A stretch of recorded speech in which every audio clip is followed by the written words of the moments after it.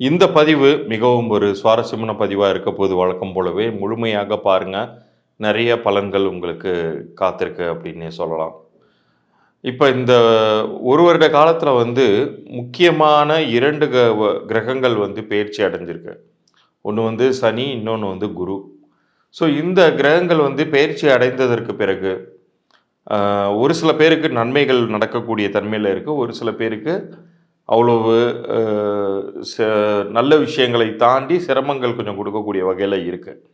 So இதில எண்கணித ரீதியாகவும் உங்களுக்கு ஒரு கைடன்ஸ் குடுக்கணுங்கிறதுக்காகவே இந்த பதிவு நம்ம எடுக்கிறோம்.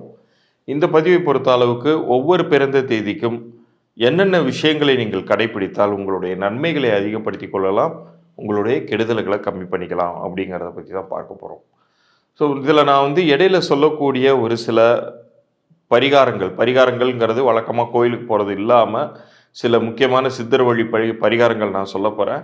அதை கேட்டு கடைபிடிச்சீங்கன்னா, உங்க வாழ்க்கையில நிச்சயம் ஒரு பெரிய மாற்றம்ங்கிறத உறுதியாக நீங்கள் எதிர்பார்க்கலாம்.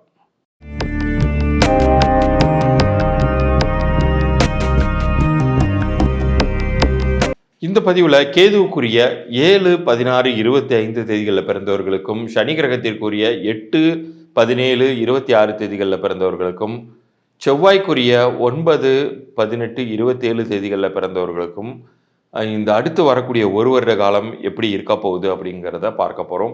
என்னென்ன விஷயங்கள்ல ஜாக்கிரதையாக இருக்கணும், இந்த 1 வருட காலத்த நீங்க ஸ்மூத்தா கடக்கணும்னா என்ன செய்யணும் அப்படிங்கிறத பத்தி தான் இப்ப நான் இந்த பதிவிலே நான் சொல்லப் போறேன்.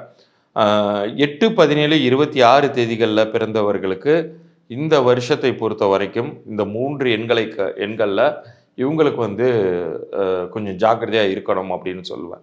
ஏன்னா, சனியின் ஆதிக்கத்தில வரக்கூடிய அமைப்பில தான் இந்த கிரகங்களே இருக்கு. குறிப்பாக மகரமும், கும்பமும். மகரத்துக்கு ஒரே ஒரு ஆறுதல் பரிசு என்னன்னு கேட்டீங்கன்னா, அ இது 7.5 சனி முடியக்கூடிய காலம். அதே சமயத்தில கும்பத்துக்கு ஆரம்பிக்கக்கூடிய காலம்.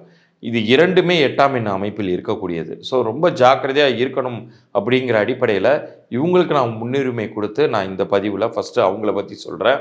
இவங்களுக்கான லக்கி டேட் என்னன்னு கேட்டீங்கன்னா, 5, 14, 23 இந்த தேதிகள்ல உங்களுக்கான முக்கியமான விஷயங்கள நீங்க அமைச்சுக்கோங்க. அப்போ பெரிய அளவுக்கு ட்ரபிள்ஸ் இல்லாம காப்பாற்றப்படுவீர்கள் அப்படிங்கிறத உறுதியாக நம்பலாம். நிறங்களை பொறுத்த அளவுக்கு தயவு செய்து இந்த ஒரு வருட காலம் வரைக்கும் மட்டும் பிளாக்கை ரொம்ப அவாய்ட் பண்ணுங்க. ரொம்ப டார்க் கலர்ஸை அவாய்ட் பண்ணுங்க.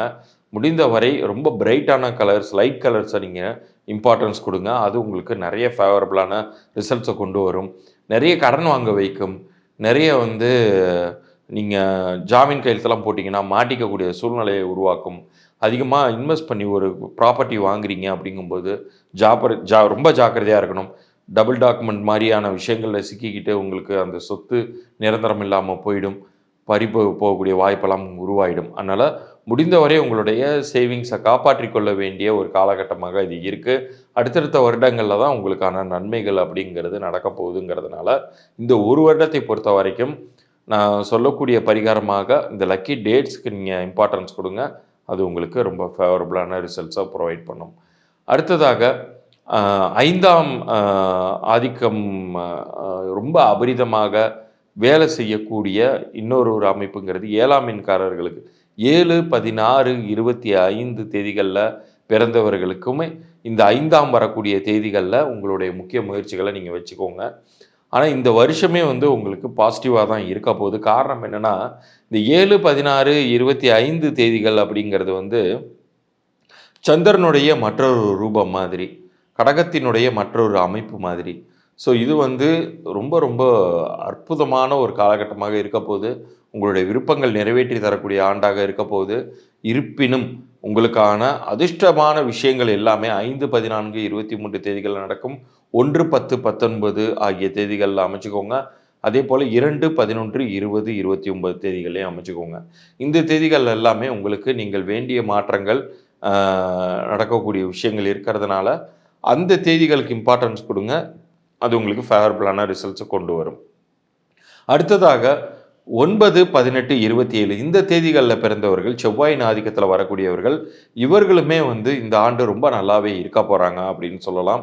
ஏன்னா செவ்வாயின் அமைப்பில வரக்கூடியவர்கள் எல்லாருமே வந்து அவங்களுக்கு இந்த குரு பெயர்ச்சிங்கிறது வந்து ரொம்ப ரொம்ப சிறந்ததாக இருக்கு. இந்த ஆண்டின் கிரகமாகவே இந்த குருங்கிறவர் வராரு. இவரு வந்து மேக்ஸிமம் ஃபேவர உங்களுக்கு செய்ய போறாரு இந்த ஒரு ஆண்டு காலத்தில. ஸோ இந்த ஆண்டு கால ஆண்டுல வந்து உங்களுக்கு ஃபேவரபிளான ரிசல்ட்ஸ குடுக்கக்கூடிய டேட்ட பொறுத்த அளவுக்கு 3, 12, 21, 30, 9, 27 இதில 18 வேண்டாம். 9, 27 இந்த தேதிகள்ல உங்களுக்கான முக்கியமான டிசிஷன்ஸ் எடுங்க.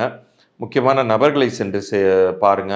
உத்தியோகஸ்தர்களாக இருந்தால் இந்த தேதிகள்ல உங்களுடைய எம்டிட்ட பேசுறது, அல்லது ஒரு வேலை ப்ரமோஷன் விஷயமா பேசுறது எல்லாமே இந்த தேதிகள்ல அமைத்துக் கொள்ளுங்கள். அது உங்களுக்கு ஃபேவரபிளான ரிசல்ட்ஸை குடுக்கும். 7, 8, 9 இந்த 3 எண்காரர்களுக்குமே இந்த ஒரு ஆண்டு முழுக்க நான் சொல்லக்கூடிய இறை பரிகாரம் அப்படிங்கிறது வந்து முருக வழிபாடு. திருச்செந்தூர் முருகன் ஸ்தலத்துக்கு போயிட்டு வரலாம். ஒரு குருவாக நினைத்து நீங்கள் வழிபட வேண்டிய இடமாக அது வச்சுக்கணும். இறைவனாக பார்க்காம குருவாக நீங்க பார்த்தீங்கன்னா, முருக பெருமான் வந்து பெரிய அளவுக்கு உங்க லைஃப்ல வந்து மாற்றங்களையும், ஏற்றங்களையும் கண்டிப்பாக உருவாக்குவார். அப்படி அவ்வளோ தூரம் போக முடியலனாலும், உங்கள் வீட்டின் அருகிலேயே இருக்கக்கூடிய ஏதேனும் ஒரு சித்தர் ஆலயமோ அல்லது ஷிரடி சாய்பாபா போன்ற குரு மகான்கள நெறைய வழிபட வழிபட உங்களுக்கு லைஃப்ல நெறைய நல்ல மாற்றங்கள் அப்படிங்கிறத நீங்கள் உறுதியாக உங்களுக்கு வந்து அடையும் அப்படிங்கிறத சொல்றேன். இந்த 3 எண் வரிசைகள்ல கொஞ்சம் கவனமா இருக்க வேண்டியதுங்கிறது வந்து 8ஆம் எண் வரிசை எண்கள் மட்டுமே. மற்ற 2 எண்களுக்குமே வந்து இது ஒரு நல்ல ஆப்பர்ச்சுனிட்டீஸ குடுக்கக்கூடிய ஆண்டாக இருக்கிறதுனால, உங்களுடைய முயற்சிகளுக்கு குறை வைக்காம, எந்த அளவுக்கு நீங்க வந்து எஃபோர்ட்ஸ் போடுறீங்களோ, அந்த அளவுக்கு உங்களுக்கு பலன் அப்படிங்கிறது உறுதியாக கிடைக்கும்.